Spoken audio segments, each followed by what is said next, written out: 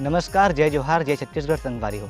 संगवारी हो, जैसे कि आप सब लोग पता है कि त्योहारी त्यौहार आते हैं और दीपावली में हमारे छत्तीसगढ़ में बहुत ही धूमधाम से मनाए जाते हैं गौरी गौरा के पावन उत्सव।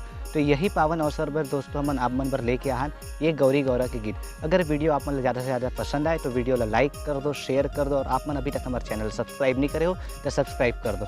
धन्यवाद। और आप सभी ला दीपावली के बहुत बहुत शुभकामनाएँ। मोर तरफ से, हमारे टीम की तरफ से बहुत बहुत गाढ़ा गाढ़ा बधाई।